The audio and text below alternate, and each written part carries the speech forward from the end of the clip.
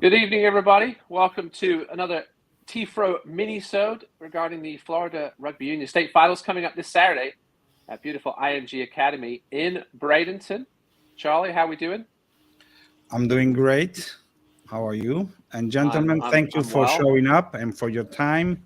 Really appreciate, because I can just imagine a little bit how you've been running around like chicken without a head.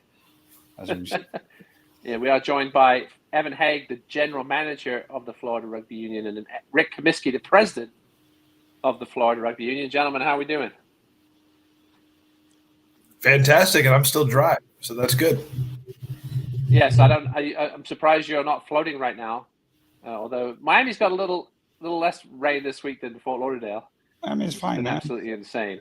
And yeah, thanks for joining us, boys. As Charlie said, Rick, you're almost through your first season. You've almost survived it. Your first season as FRU president. Congratulations. Tell us a little bit about how your first season has gone. Maybe something you're most proud of, and something maybe that you would have changed, perhaps. Yeah, you say that like there's a hit out on me. Do you know something? No, I just mean your mental health. It's not easy on the mental health, that job.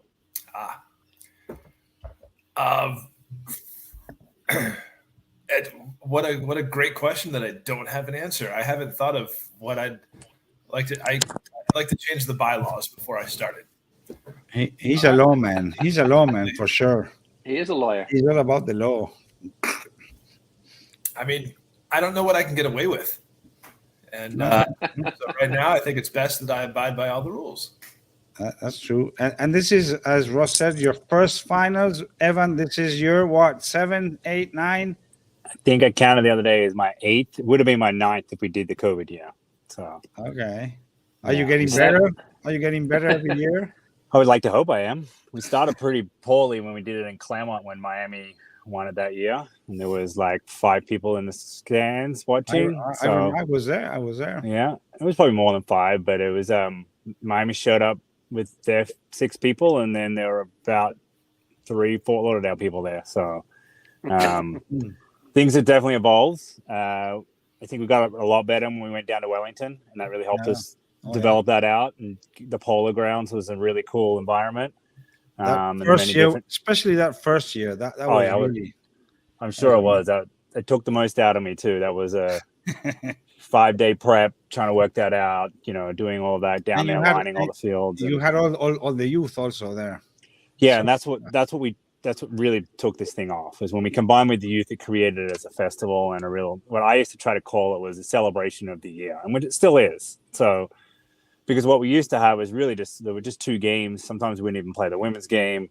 And then it just really built out to where we were able to, create a lot more divisions and a lot more experience and excitement for it. And the whole idea is to create more value and more excitement over winning the state championships. I think people get too hung up on winning nationals and trying to drive that nationals pathway, which is a very expensive pathway. If you ask Palm Beach how much they spent last year, and doing it on that whim, we've got to be able to give them something locally at home that is, as good, maybe not quite as good, but still gives them a lot of value. They feel like, okay, that was great, we won that, and to help drive that kind of around that. So this year we have 7 senior games, which is really good. So this year we're finally being able to add the colleges back in, because one of the real reasons why we brought the FCC back underneath the FRU was so we could create better synergy and alignment between the union and the colleges, and playing at championships under that was always the goal. We could just never get the dates lined up because senior men and women have very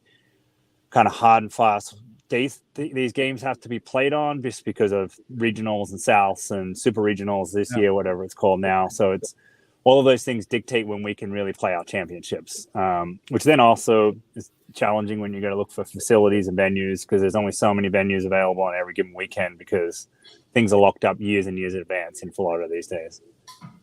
Really? No, for sure. Evan, what's the hardest part about putting on the state championships? The hardest part, it's probably the logistics the day of. Just trying to keep everything running smoothly. You get a lot of people who, because we've created this value and who really see a lot of value in winning the state championships, forget that this is also, a game, and there's 2 sides in it, and they start manipulating things and not acting in correct behavior. So those are the really challenging components of it. Going at a really nice facility like this one means trash and all of those things don't have to be dealt with as much. So that's great. There was once I did one when we were not at the polo club, but the second year when we did the polo ground, where I spent probably 6 hours walking around picking up everybody's trash. So they decided they didn't want to have to put into the trash cans. So, and then that still wasn't even good enough because the next day we had to have Wellington Wizards come out and help clean up even more. So trash is often a real problem, and Kerry's spent many hours, and Ty's all walking around picking up trash. So that's probably the worst part. But so they're the two main things. But other than that, it's fun and enjoyable trying to put on a really cool event for people. Like, I love seeing when teams get really excited, they sing their national anthem and have a lot of pride into that, and get really excited about winning the championships, and those are the really, really cool parts. So I think this is probably the best part of my job, I would say, is getting to put on these events. You deal with a lot less negativity and a lot of positivity around this, which is nice. And when we run really good events, hopefully people enjoy it and they want to come back and be a part of it and want to do it. So it's the first time we've done the West Coast, so it's kind of nice. Interesting. For the people on the West Coast, for sure. Yeah, it's going to be the West Coast gets left out sometimes, so I like that it's going to be over there. Listen, I think it's exciting for the referees too. I've done a couple of state finals, and especially when you do the anthem and you get to stand out there. A lot of times as refs, nobody's really watching you. You're sort of on your own out there, and this is sort of a reward for all the hard work put in over the year as well. Yeah, and I agree with that. And Roy does a really good job of creating teams of 4, make him work together all day. The refs are relaxed. They seem to ref really, really good games. Some of the losing teams may not think that, but I feel like it's a really cool atmosphere for them to be involved in.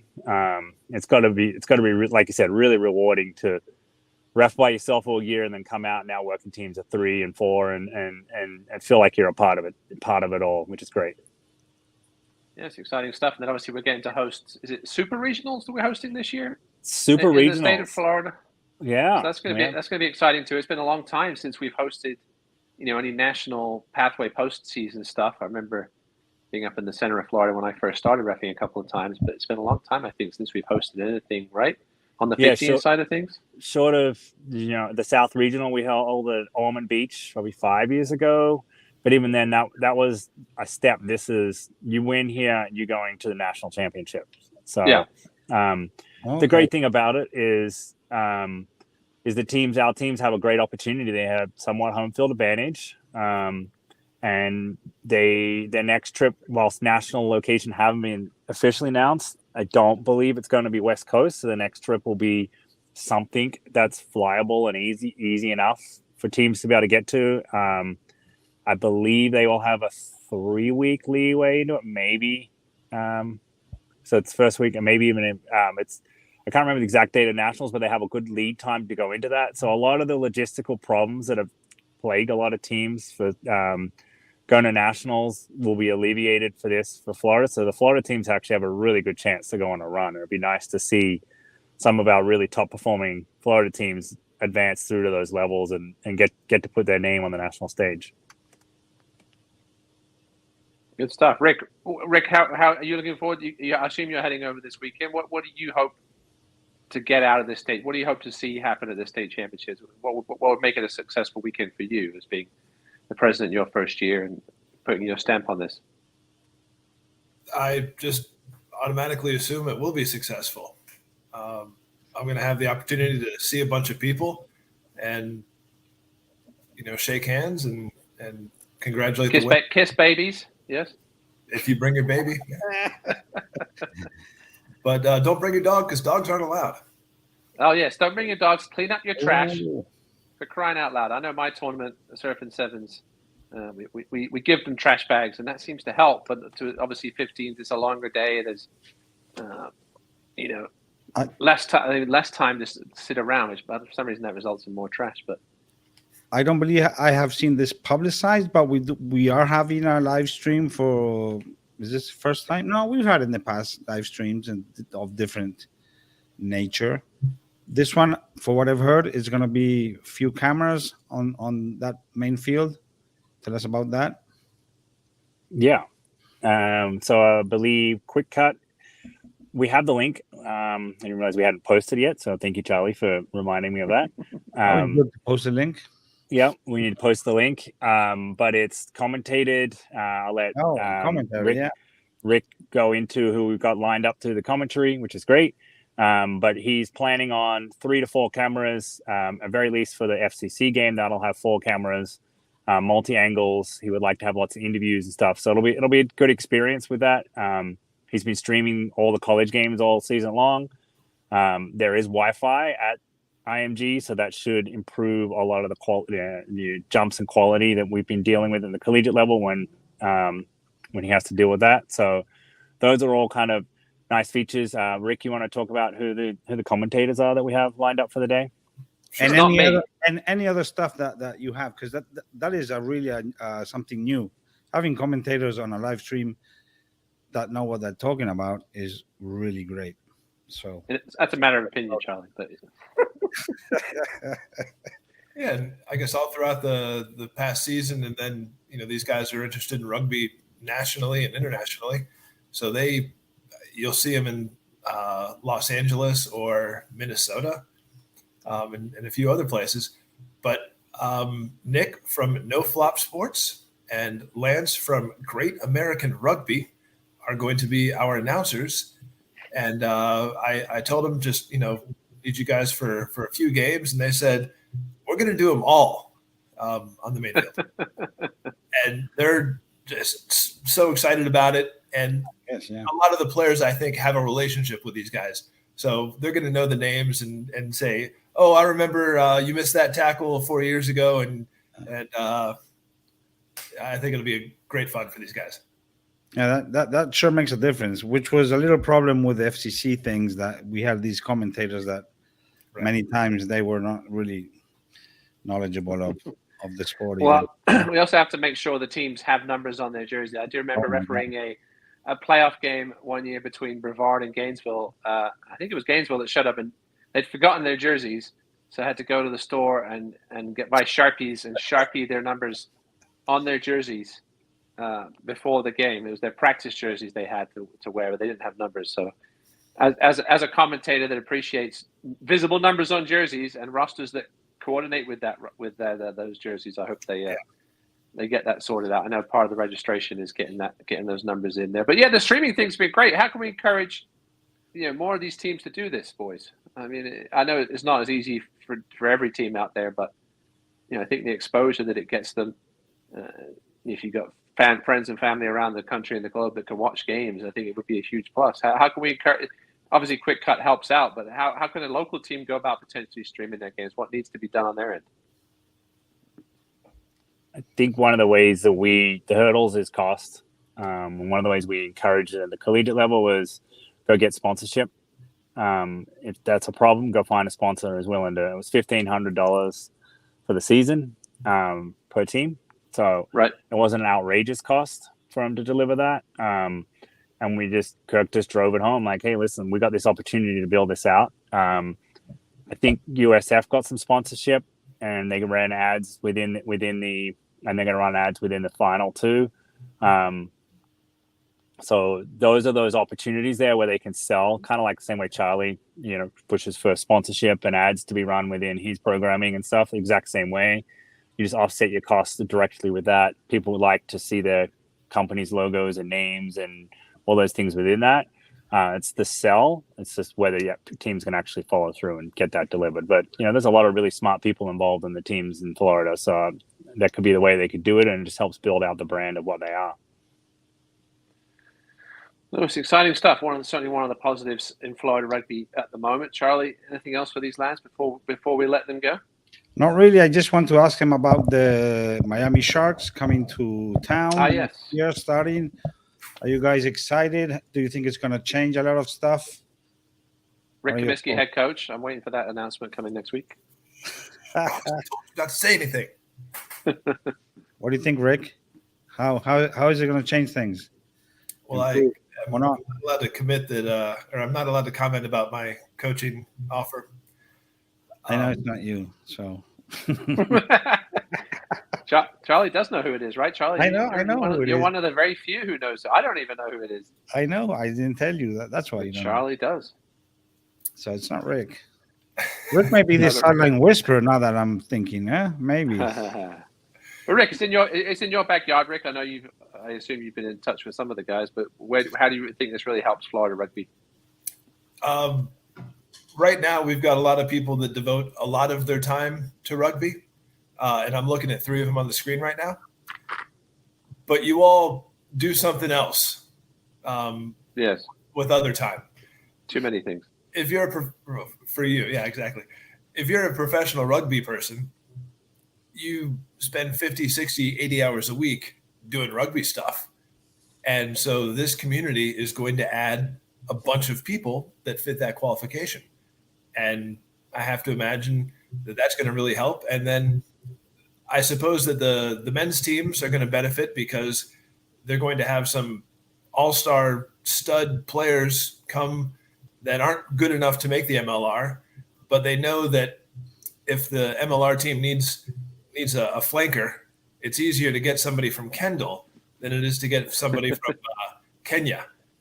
And maybe that's not the best example for hotspot for flankers, but getting somebody from the neighborhood is the easier thing to do. And the colleges are going to benefit because, hey, I can go to college and then potentially play professionally 8 miles away. It's nice selling point. No, for sure. Rick, I expect you, as soon as this call is over, to go on and be buying your season ticket for this season. The $2,500 VIP version as well. Where can I go to get my season tickets for the Miami Sharks? Man, can't you read the screen? Can't you read the screen? Will tell you the website is up as of today. MiamiSharks.com. You can buy your seat. Well, I would say you can put your money towards your season ticket. You won't know exactly where it is because we don't know where they're playing yet. But you can pay for a season ticket and be one of the first to be a Miami Sharks season ticket holder. It's exciting stuff. Does that give me rights and privileges compared to the general public? Like, will I be invited to fun events? Well, listen, I think if you drop them $2,500 right now, I'm sure they might name a stand after you. the Rick Comisky stand, I think, is what you do if you give them $2,500. Charlie zooming in on the look there. I know you certainly get some perks. Private post-game events. That one's talking about. There you go. You get Rick food. Comisky karaoke. You're not supposed to know about that either. No, but exciting stuff coming up with the Sharks, and exciting stuff coming up this weekend in Bradenton. If you can make your way over there, please do. I don't think there's an entry fee. Is there? Is there $1.50 at the door? Maybe I can't remember, but nothing. You know what? No entry fees to watch the best rugby teams in Florida battle it out for state titles. Ross, listeners to this show, no entry fee. They should pay the listeners to this show. We are the number one rugby podcast in Florida. So wow, congratulations, guys! Thank you. I do appreciate that, and well deserved for those 5 listeners that will check this out later. No, I'm just kidding. But listen, thanks a lot, boys. We appreciate your time and effort this evening, and best of luck this Saturday. I hope everything goes smoothly. The less cards, the better. The less nonsense, the better on the sideline, and obviously a ton of great rugby with seven finals on 2 different fields. So you can be turning around and watching one game, and if it's not so close, you can turn around and watch another game on the other field that is likely to be close because there's a ton of great matchups happening. Ross, did you just say 7s? No, 7 games. 7 games. I mean, if you want to talk about 7s, we can talk about 7s. Let's wait until Tuesday. June 3rd, Surf and 7s, Miramar Regional Park. No 7s talking until 15th is over, please. Okay. And scoring zones. I'm going to have scoring zones, I think, much to Charlie's chagrin because he hates 7s without kicking. I think 7s shouldn't have kicking at all because it's a waste of time. You should move out of 7s, man. Okay. All right, boys. Safe travels over there. Rick, a longer trip than ever, but thanks again for joining us on TFRO. Maybe we'll check back in with you before the 7th season once this state finals are over. Good. Thank you, guys. I'll see you Saturday. Thank you for your time. Bye-bye. Cheers, boys.